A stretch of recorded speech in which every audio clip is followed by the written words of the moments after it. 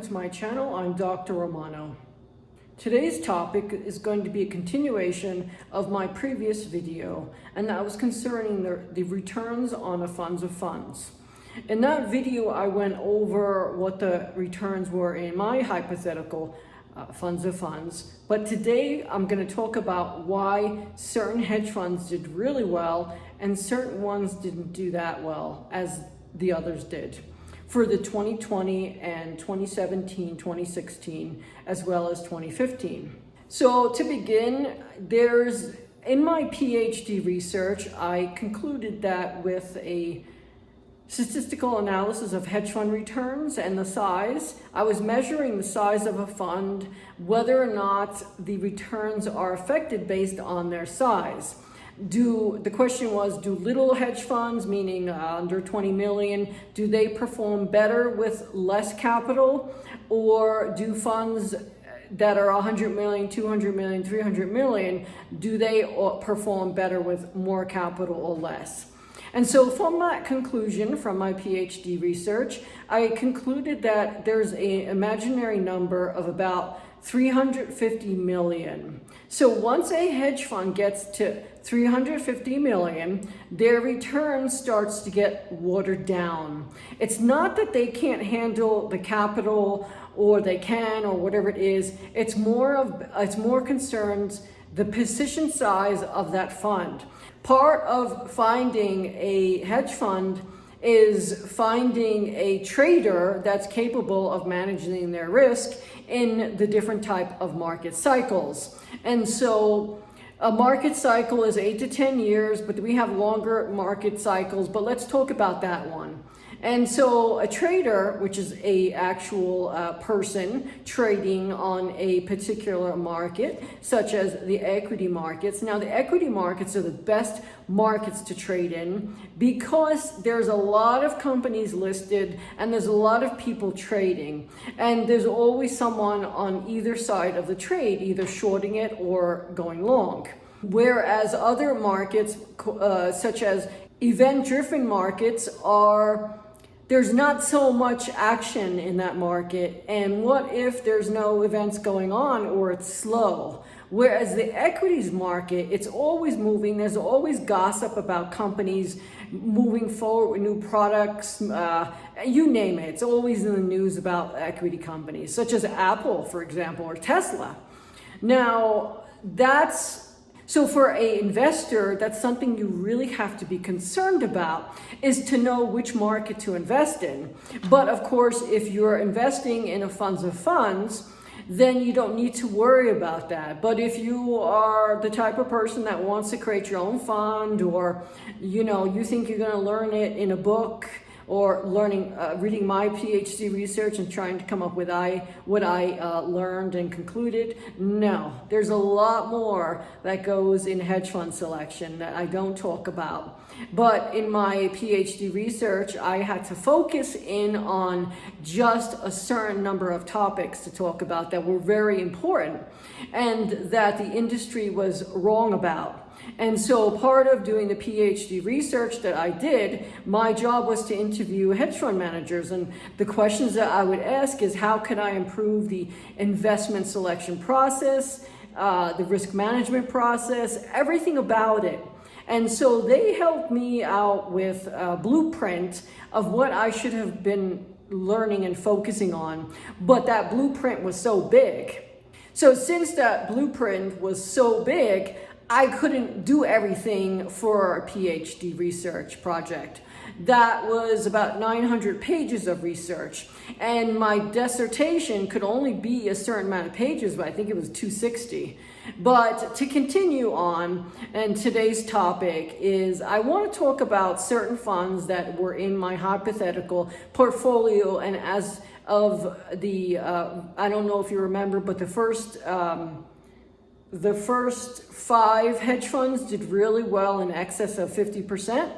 And then there was one that was in the 20% range. I'm not going to tell you the actual percentage because I don't want you to go and copy my portfolio. And even if you did, this changes over time. There's certain hedge funds that once they do reach that 350 million, then their returns do get watered down.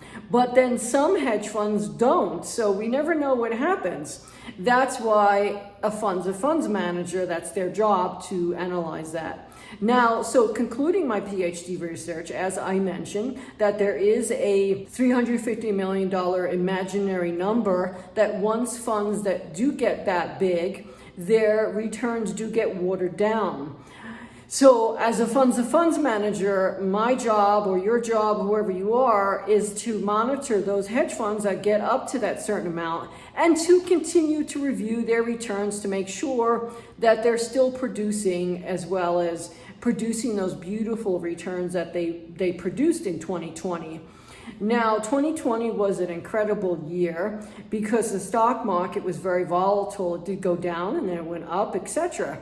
But for anyone that's a trader, if you're in positions, a position is an investment. So if they're investing in IBM or whatever the investment is, if there's a stock market collapse, they lose a lot of money, and there's a lot of moving around or managing the risk, is what they call it, that they have to do.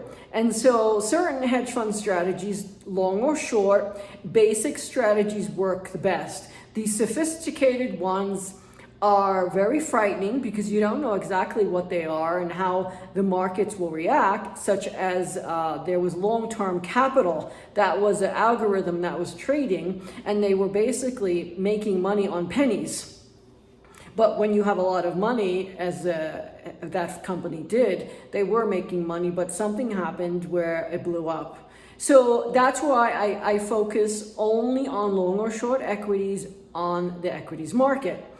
And because we're human, and a human could only handle a certain amount of brain movement, static, in other words, to a stimulation. And so since that person is a trader, they could only handle so many trades in their portfolio. And that's why that 350 million plays a role, because once the hedge fund manager, his trades start to get too big, then it becomes really hard for that manager to manage his trades. Managing his losing trades is the correct term. So the winning trades, they don't have to worry about. It's the actual losing trades that they have to manage. Either they have to put a put or a call, whatever it is, whatever their strategy is, I don't know. So I'm not worried about that. I'm worried about their returns and where they are in the markets when they're trading, what those returns look like, and what type of market they're trading to receive those returns. So I was lucky because in 2009, I had started my PhD research. And so I got to see firsthand how certain hedge funds did really well in the stock market collapse, and certain ones didn't do very well, and then certain ones were able to manage their losses by somehow finishing at 1 or 2% for the year, or at least 10% negative for the year. Now, when you have a portfolio of hedge funds, such as the funds of funds, you're not really concerned if they're one of them or two of them is negative, because the other ones do really well. But you're concerned and your focus is to make sure that they're managing their losses and they're able to reduce their exposure in the markets and reduce their negative returns. That imaginary number, 350 million, as I mentioned, is an important number. Now, there are hedge funds out there that are in the billions, 30 billion, 100 million. The one that's 100 million is 100 billion is one of the largest ones. But most of the hedge funds out there, the large ones, are in the 30 billions. Sorry, not millions, it's billions. And that plays a major role because once they get up to that point at 30 billion, they have other traders trading. So in essence, they've only repeated the investment bank process of selecting traders to trade. And so what we wanted to get rid of is the investment bank style of trading, where the company hires a trader to trade and they recruit at the best schools, etc. That's what we don't want.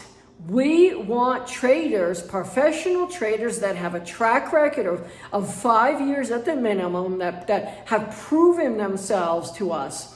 And we want to give them the ability to manage their own company, such as a fund, because it allows them to do what they need to do to perfect their risk management approach. We do not want someone behind them telling them what to do. Remember, someone who could handle their own company and create their own company is an entrepreneur, and they're going to have a long-term memory. They're going to be highly visual, and they're going to think outside of the box. That's what we want. But when you try to recruit traders for your company to trade, that freedom goes away. And so they need to be separate from the fund. Don't create a trading desk with 10 hedge fund traders. That's not the way to do it. Those are managers that they're looking for and that they're finding. So those people have a different type of personality, etc. And so that's why the hedge fund industry has become what it is today, because those type of people have gone on their own. They've created and perfected their risk management approach to trading. Anyone can place a trade on the stock market. But the fact is, only very little traders can handle the risk and manage that risk and know how to tweak their risk approach to make better returns, because that's what their goal is. Now, at the investment bank traders, their goal is not that, because you have higher management tweaking their strategy, perfecting the risk management approach.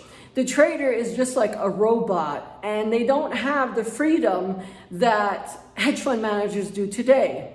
Now, of course, what we don't want, because today, over the past 6 years or so, investment banks are allowed to invest in hedge funds directly and funds of funds. And what we don't want is them controlling the traders again, as they did at their company, and basically water down the returns. That's what was happening. So when you have a company and you have people working for yourself, those people are going to have watered down trading returns for the year, because they're just trying to keep their job. They're just trying to stay above float. They're nervous. Not all of them can handle risk and stress. So that's what we don't want. We want you guys, you traders and you girls and guys, to trade with freedom and the ability to always perfect your trading approach, and that's risk management approach, because trading is all about risk management. So now that I've explained myself, the big hedge funds, why their returns aren't in excess of 100% or 50%. It's just so hard for them with their position size to make those returns. Now, in my hypothetical portfolio, I don't know if you wrote down my returns and created a graph, but if you did, you noticed that the smaller hedge funds did really well. And the smallest ones that I had mentioned, I will tell you about which one it was. So the one that was excess of 200%, the one that was in excess of 50%, a lot of them were of under 30 million. So that's why you want to invest in smaller hedge funds, who you're dealing with the actual trader, which is the hedge fund manager, not a big company that has $300 million in AUM.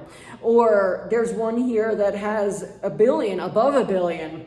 And of course, you know, that type of big company, it just becomes really hard for them to manage their losing trades because they have so many of them.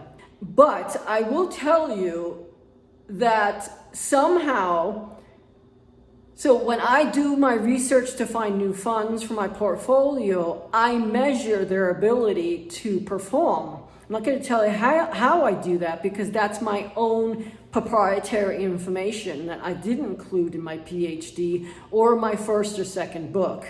That's how that's my business, that's my specialty, so I'm not going to tell you that. But I will tell you Out of a hedge fund database of 7,000 hedge funds in North America, there were only maybe 20 or 30 hedge funds that were capable of managing their losses and produce a quality return that were above $1 billion or more. Under $1 billion, there were many more that were able to produce those quality returns, as I call them. Quality returns is someone who could produce a very high return on their capital. Now, that doesn't mean that they're risky. It doesn't mean that a fund doing 10% is not risky. It just depends the strategy. It depends who that person is that's trading. Remember, a hedge fund is not a conglomerate of companies like an investment bank is. When you're dealing with the actual hedge fund, you're dealing with the owner of the company, the actual trader. And that's why you really can't speak to that person when the stock market's open. You either have to call early in the morning or after.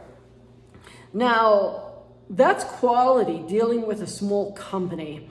And that's why once they get up to $1 billion, $2 billion, and they get bigger, you're dealing with a group of people that are helping them manage that company. They may not be trading, but they're doing other parts of the company, marketing, customer service, etc. And so that's why you want to stay away from larger companies, focus on the small ones. Now, there was one hedge fund that was between 100 to 200 million, and they did do in excess of 250% for 2020. So when I'm talking about these returns, I'm talking about 2020, because 2020 was a phenomenal year, but it was a very volatile year because the market did collapse. A lot of people were shorting the market, so it went down because of the pandemic. But you also have to remember, it wasn't a financial collapse like 08 and 09 or the late 1980s or the 1920s, 1929. That was, 1929 and 2008 was the exact same type of collapse. You had government interference, opening up the markets, keeping interest rates very low, and deregulating the markets when they shouldn't have, or they should have increased interest rates as real estate prices got higher and higher. That only creates a bubble. Now, in the next coming collapse, as I talk about, it's going to be a different collapse that's not like 1929 or 2008. It's going to be more like the late 1980s. So in the late 1980s, there was a collapse because the real estate markets went up so much, and there was a lot of change in our industry as well, meaning factories were going overseas. It was becoming harder for companies to make money, to buy out other companies. And then you had the consolidation of the investment banks, remember. The investment banks used to be commercial banks, and there were a number of commercial banks. But by the mid-1990s, that number dwindled to like a handful. So that really affected the market because you only had a handful of investment banks that were making decisions on investing. And so it only comes to a certain degree that the creativeness goes away. It's better to have 100 companies minimum managing and creating investments and managing their investments the way they do best, as opposed to 5 companies doing it.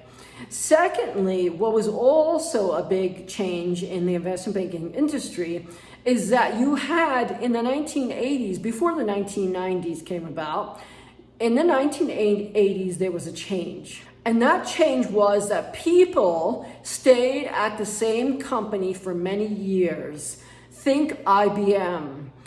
My father's generation, those computer programmers, let's say, he's not a computer programmer, but those people stayed at the company for 10, 20 years. They had a pension involved. They had a hierarchy involved, that because they were there 10 years, that they were able to move up the ladder. So those people knew the company in and out. Whereas after the 1980s happened, you had a lot of changes that happened, and companies weren't as loyal to their employees, and employees weren't as loyal to the company. So there was a lot of changes about, meaning that the recruiters would call Bank A and say, you want a job at Bank B, we'll give you 20,000 more, plus a sign-on bonus of, let's say, 50,000. I don't know what those numbers are, but you know what I'm saying. That's what happened. And it created a lot of change, but it was also bad change that happened because the banks realized, investment banks realized that they could no longer merge together because there's only a handful left. So all of those commercial banks became literally consolidated. And so the 1990s was an incredible time period because the 90s created the collapse of 08 and 09 because you had a lot of people, one, that they had to really, it became a point where people were getting fired from their jobs or laying off, whatever you want to call it. I call it getting fired after 2.5 years. So now people only lasted at the company for 2.5 years because they were getting recruited by the other competitor. And so there was this continuous turnaround between the 5-6 investment banks that were left. And that just, people were no longer managing their job like they used to in the 1980s. When they were a manager at that time, they knew every little part of the company, every possible step of the way. And so now, once you get a new job at a new company, it takes 3 to 6 months to really know what's going on. Then you have to perform and manage. You have to perform and manage all these new people and deal with the personalities. So the job became dealing with personalities as opposed to the actual job. Again, it takes longer to get used to the environment, the people. When you continually move around to different companies, you don't have that quality in your coworkers anymore. Back in before the 1990s, your coworkers were like your family. You went on vacation together. You made weddings together. You went to weddings together, parties, etc. And you had a certain trust between the two of you or your whatever the group was. That ended in the 1990s, and that also played a role in the actual quality of an investment bank because there was no more quality there. You just had a number of people, CEOs moving around to different companies and trying to increase profits, but at that time, that was the end of merging together because there was no way to increase profits, because what they would do is they would buy out the other bank, take their customers, and then they would have a bigger bank and then cut their staff by 50%. So if you have two investment banks with, let's say, 100,000 people, I don't know what that actual number is, and then you merge together, now you have 50,000 people. So now you're able to produce more profits based on, a lot of factors that, employees, the cost of the bonuses, etc. And so I don't want to get too into that, but I want to talk about the quality. And so that's what led the investment bank, the people that work there or that was in that industry, to go on their own to create the hedge fund industry. And so by the end of the 1990s, you started hearing about the increase in hedge fund managers and traders, etc. And so that's where in the 2010, 2020 today, where we have an industry that's growing and it keeps growing because there are certain people that just don't do well in a group setting or don't do well as a manager. They're more of an entrepreneur, and that type of person does well by themselves. That's why certain traders like to trade in the dark by themselves because they need focus. And when you're on a trading floor with other traders, that focus goes away. You're kind of like competing with other people on a day-to-day basis. Whereas when you have your own company, that kind of goes away. You're basically making sure that the client is happy and that you actually have to produce and continue. So you're going to improve your investment strategy, your risk management strategy, etc. And so part of the funds that were in my funds of funds, my hypothetical funds of funds, there were only 1, 2, 3, 4, 5. There were only 5 funds that were up higher than 100 million. And most of those funds did really well. I'm a doctor of hedge fund selection, so I'm the doctor that selects these funds. And there's certain reasons why I select these funds. Out of 7,000 hedge funds in the database, there's only maybe 20 or 30 of them that I actually liked and that I followed. And then out of 13, I only really included them in my portfolio. I usually use 10 for a funds of funds portfolio, but it depends how much capital there is. But this one is based on a minimum of $10 million or more. And so I wanted to discuss why these funds did so well in a stock market collapse of 2020. And the reason is because they basically have their own specialty. There's nobody telling them what to do. They're not an employee at an investment bank or a big hedge fund. They are their own boss. They are their own risk manager. They are the ones that have to manage everything of the company. And so that type of person that's an entrepreneur will continue to learn and do whatever they have to do to perform at the company that they own. It doesn't matter if you're a small business person or, if you're a big company and you have $1 billion to 20 billion, whatever under management. It simply is you have a personality that you're able to perfect whatever you touch. And so this is a reason why the large hedge funds out there, billions of dollars, 30 billion, 100 billion, I think most of them are in the 30 billions, and then there's maybe 1 or 2 in the 100 billion. But, that's an exorbitant amount of money. And of course, once they get at that level, the actual owner of the company is not trading anymore. Pretty much, that's my conclusion with that. And so they're not going to produce those phenomenal returns like the smaller people do. Now, you have to say to yourself, well, when you create a funds of funds portfolio, do you have to continue finding new funds? Of course, it's always a balance in the market. But the funds that I've selected, I've been following them for 7 years now, so I haven't really changed it. I added 1 or 2 funds over the past 3 years, and there's other funds that I do follow, but for now I like my portfolio mix and how I selected them in my hypothetical portfolio. And so I hope I've explained to you that hedge funds are not a risky investment. You're not going to lose all your money in hedge funds. That's a make-believe term that the media has coiled, and that they're doing something illegal. Hedge funds are not doing anything illegal because they wouldn't be in business, number one. Because today they have to have a independent audit company come in every year. They have to have a hedge fund accountant. That's a separate company that they don't own, such as Richie May.